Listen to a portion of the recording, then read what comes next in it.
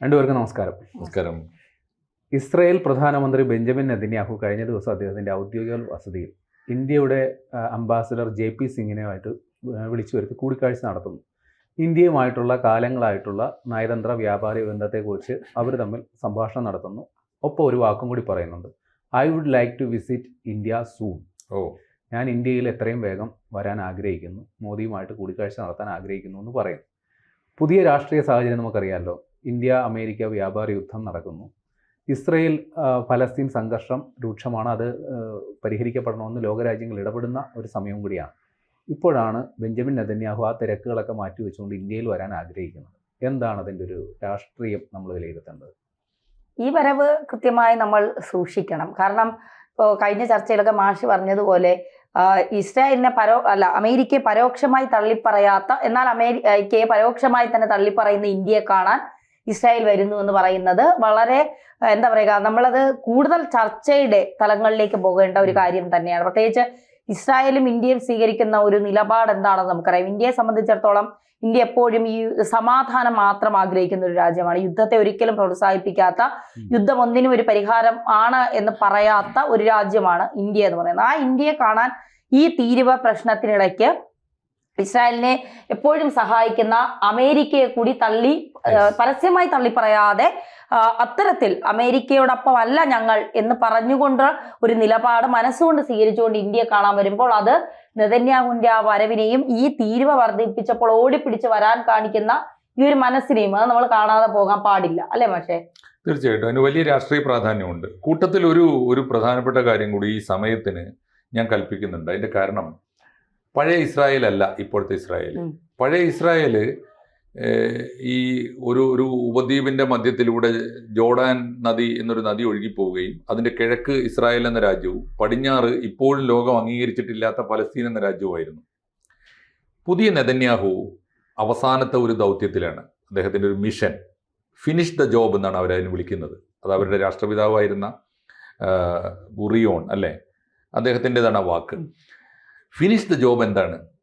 Jordan റിവറിൻ്റെ അപ്പുറത്ത് ഫലസ്തീൻ എന്ന അംഗീകൃതമല്ലാത്തൊരു രാജ്യമുണ്ട്. ആ രാജ്യത്തിൻ്റെ പേരിലാണ് ഇസ്രായേൽ ഇക്കാലം അത്രയും ഈ അസമാധാനം മുഴുവൻ അനുഭവിക്കുന്നത്. ആ നാടിനെ ഫിനിഷ് ചെയ്തിട്ട്, പണ്ട് പറഞ്ഞിരുന്നത് ഫ്രം റിവർ ടു സീ എന്നാണ്. ഫലസ്തീൻ്റെ അതിര് പറയുക അങ്ങനെ, river to sea, Jordan river തൊട്ട് അപ്പുറത്തെ കടൽ വരെ. അതുപോലെ തന്നെയാണ് റിവർ ടു സീ ആണ് ഇസ്രായേലും, കിഴക്കേ കടൽ വരെ. ഇനി സീ ടു സീയേ ഉള്ളൂ എന്ന് പറഞ്ഞാൽ ഫലസ്തീൻ എന്ന ഒരു പേര് ലോക ഭൂപടത്തിൽ ഇനി ആവശ്യമില്ല എന്ന് ഇസ്രായേൽ പ്രഖ്യാപിച്ചു കഴിഞ്ഞിട്ടുണ്ട്. ആ ദൗത്യത്തിലാണ് ഇസ്രായേൽ ഇപ്പോൾ ഏർപ്പെട്ടിരിക്കുന്നത്. അതിന് ലോകത്തിൽ നിന്ന് തീർച്ചയായിട്ടും ആ ഒരു ഘട്ടത്തിലെത്തിയപ്പോൾ, ഇതല്ലാതെ മറ്റൊരു വഴിയില്ല എന്ന ഘട്ടത്തിൽ ഇസ്രായേൽ എത്തിച്ചേർന്നപ്പോൾ ലോകരാജ്യങ്ങളിൽ നിന്ന് വലിയ തിരിച്ചടിയും വലിയ തിരിച്ചടി എന്ന് വെച്ചാൽ പ്രതിഷേധം രൂപപ്പെടുന്നുണ്ട്. അങ്ങനെ ഒരു രാജ്യത്തെ തുടച്ചു നീക്കാൻ പാടില്ല, ഒരു ജനതയെ കൂട്ടക്കൊല ചെയ്ത് അവസാനിപ്പിക്കാൻ പാടില്ല, ഒരു ജനതയെ മുഴുവനും ആട്ടി ഓടിക്കാൻ പാടില്ല എന്നൊരു പ്രതിഷേധം വരുന്നുണ്ട്. പക്ഷേ ഇസ്രായേലിന് പുറകോട്ട് പോകാനാവില്ല. കാരണം ഇനഫ് ഇസ് ഇനഫ് എന്ന് അവർ പറയുന്നുണ്ട്. 48 തൊട്ട് 2025 ഏതാണ്ട് 77-78 കൊല്ലമായി. ഇനി സഹിക്കാൻ വയ്യ, ഞങ്ങളിത് സമ്മതിക്കുകയില്ല എന്നവർ പ്രഖ്യാപിക്കുന്നുണ്ട്. ഒരു പക്ഷേ ലോക ഭൂപടത്തിൽ, ലോക രാഷ്ട്രീയ ഭൂപടത്തിൽ ഇന്ന് ഇന്ത്യയും നരേന്ദ്രമോദിയും നേടിയിരിക്കുന്ന ഒരു മേൽക്കൈയുണ്ട്. ആ ഘട്ടത്തിൽ മറ്റാരൊക്കെ തള്ളിപ്പറഞ്ഞാലും ഇന്ത്യ ഈ ദൗത്യത്തിൽ ഇസ്രായേലിന് ഇനി മറ്റൊരു സഹായം ആവശ്യമില്ല. സൈനികമായി അവർ വളർന്നു കഴിഞ്ഞിരിക്കുന്നു, സാമ്പത്തികമായി വളർന്നു കഴിഞ്ഞിരിക്കുന്നു. ഈ ഒരു ഘട്ടത്തിൽ സാങ്കേതികമായി വളർന്നിട്ടുണ്ട്, ആയുധങ്ങളിൽ എല്ലാ കാര്യത്തിലും വളർന്നിട്ടുണ്ട്. ഇന്ത്യക്ക് ഇതൊക്കെ തരുന്നവരാണ് അവർ. അതെ. പക്ഷെ അറബ് ലോകത്തിന് മുഴുവൻ എഞ്ചിനീയറിംഗ് കൊടുക്കുന്നവരാണ് അവർ, സ്പൈ വർക്ക് കൊടുക്കുന്നവരാണ് അവർ. എല്ലാം അവരുടെ കയ്യിൽ, സോഫ്റ്റ്വെയർ അവരാണ് മുന്നിൽ. ഇനി അവർക്ക് ആവശ്യമുള്ളത് ഈ ഒരു ദൗത്യത്തിൽ ലോകത്തിൻ്റെ സപ്പോർട്ടാണ്. 48-ൽ ഇസ്രായേലിൻ്റെ കൂടെ നിന്ന, ഇസ്രായേൽ എന്ന രാജ്യം വന്നോട്ടെ എന്ന് ആഗ്രഹിക്കുന്ന ഒരു ലോകം 2025-ൽ ഇസ്രായേലിൻ്റെ ഈ പുതിയ ദൗത്യത്തിൽ ലോക സമാധാനത്തിന് ഇനി നല്ലത് ഫലസ്തീൻ എന്ന രാജ്യം ഇല്ലാത്തൊരു ലോകമാണ് എന്നൊരു ചിന്തയിലേക്ക് ലോകത്തെ വരുത്താനുള്ള ഒരു ദൗത്യം ഒരു പക്ഷേ നെതന്യാഹു തുടങ്ങുന്നത് ഇന്ത്യയിൽ നിന്ന് തന്നെയാവും. പക്ഷേ നെതന്യാഹു മാത്രമല്ല, പുടിനും വലിയ താമസമില്ലാണ്ട് ഇന്ത്യയിലേക്ക് വരുന്നു. നരേന്ദ്രമോദി ഷാങ്ഹായ് ഉച്ചകോടിയിൽ പോയി ചൈനീസ് പ്രസിഡന്റിനെ കാണുന്നു. ലോക നേതാക്കളെ, ലോകം ഉറ്റുനോക്കുന്ന നേതാക്കളെല്ലാവരും തന്നെ, ട്രംപ് ഒഴികെ എല്ലാവരും ഒന്നെങ്കിൽ മോദിയുമായി സഹകരിക്കുന്നു അല്ലെങ്കിൽ മോദിയെ കാണാൻ ഇങ്ങോട്ട് വരുന്നു. അതിനെ എങ്ങനെയാണ് വായിച്ചെടുക്കേണ്ടത്? യെസ്, ഈ പ്രധാനമന്ത്രി നരേന്ദ്രമോദി യാത്രകളൊക്കെ പോകുമ്പോൾ പലരും ആക്ഷേപിക്കുന്നത്, അവഹേളിക്കുന്നതും പരിഹസിക്കുന്നതൊക്കെ നമ്മൾ കണ്ടു. വലിയ ട്രോളൊക്കെ ഉണ്ടാവും. ഇയാൾ എപ്പോഴും ടൂറിൽ തന്നെയാണ്, ഇയാള് ഈ ലോകം മുഴുവൻ എന്തിനാണ് ചുറ്റി സഞ്ചരിക്കുന്നത്. നമ്മുടെ ഇപ്പോൾ പ്രതിപക്ഷ നേതാവ് രാഹുൽ ഗാന്ധി വരെ പല തവണ അദ്ദേഹത്തെ ആക്ഷേപിച്ച് നമ്മൾ കണ്ടിട്ടുണ്ട്. പക്ഷേ ഇന്ത്യ ഒരു പ്രശ്നത്തിൽ ഏർപ്പെട്ടപ്പോഴാണ് നരേന്ദ്രമോദി പോയതിന്റെ ഒക്കെ അർത്ഥം നമുക്ക് കൃത്യമായി മനസ്സിലാക്കാൻ സാധിക്കുന്നത്.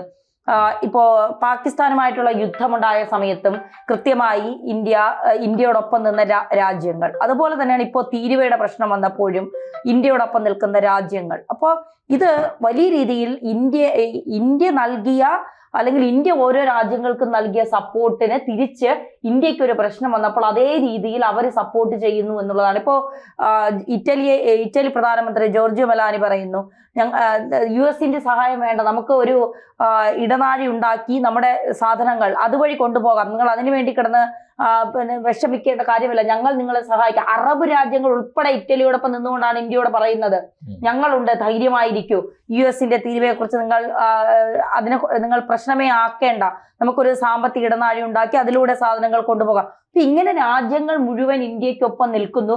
ഇതൊക്കെ ഒരുപക്ഷെ ഈ 2014 ശേഷം NDA സർക്കാർ വന്നതിന് ശേഷം അവർ നേടിയെടുത്ത ഒരു വിജയത്തിന്റെ കൂടി ഭാഗമായിരിക്കണം.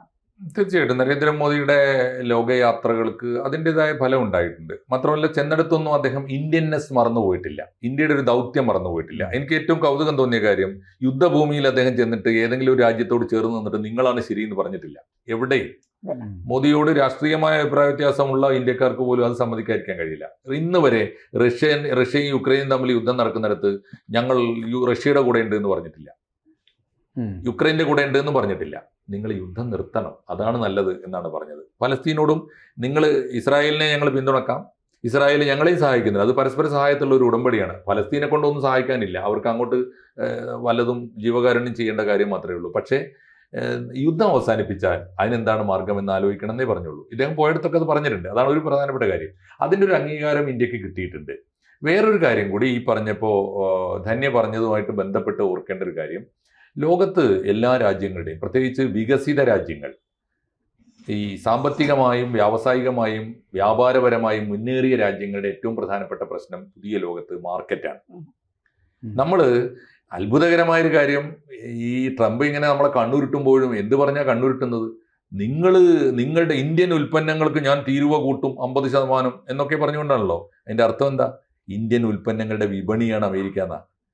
പണ്ട് അമേരിക്കൻ ഉൽപ്പന്നങ്ങൾക്ക് വേണ്ടി ഇങ്ങനെ നാവ് നീട്ടി കാത്തിരുന്ന ഇന്ത്യ അല്ല, തിരിച്ചാണ്, ഇന്ത്യൻ ഉൽപ്പന്നങ്ങളുടെ വിപണിയാണ്.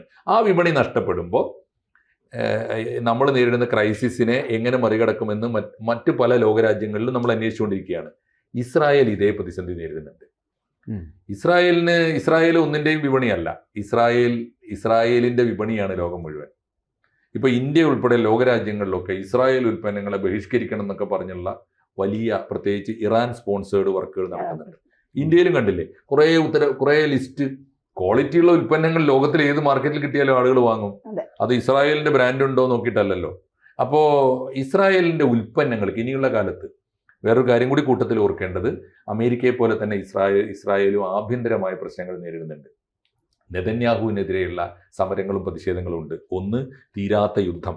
അതുകൊണ്ടുകൂടിയാണ് നെതന്യാഹു തീരുമാനിക്കുന്നത്, രണ്ടും കൽപ്പിച്ച് എന്ത് വില കൊടുത്തും വലിയ പഴി കേട്ടിട്ടാണെങ്കിൽ പോലും അവരുടെ ജോബ് ഫിനിഷ് ചെയ്യണം എന്ന് അവർ ആഗ്രഹിക്കുന്നുണ്ട്. വേറെ വഴിയില്ല.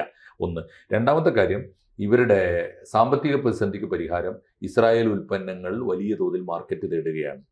ഇന്ത്യ ലോകത്തിൽ വലിയ മാർക്കറ്റ് തന്നെയാണ് എന്നും, എല്ലാ രാജ്യങ്ങൾക്കും.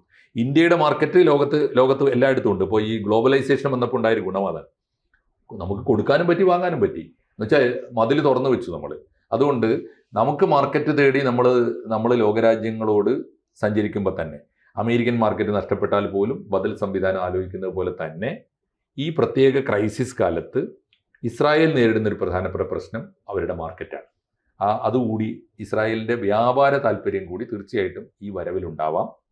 എന്തർത്ഥത്തിലായാലും ആ വരവ് വലിയ വലിയ കൗതുകത്തോടെ ആ ലോകം കാണാനാണ് സാധ്യത. എന്നാണ് വരവ് എന്ന് ഫിക്സ് ചെയ്തിട്ടില്ല എന്ന് തോന്നുന്നു. എന്തായാലും കാത്തിരിക്കേണ്ടതാണ്. വളരെ നിർണായകമായ വലിയ രാഷ്ട്രീയ പ്രാധാന്യമുള്ള ഒരു വരവായിരിക്കും ബെഞ്ചമിൻ നെതന്യാഹുവിൻ്റെ ഈ വരവ് തീർച്ചയായിട്ടും.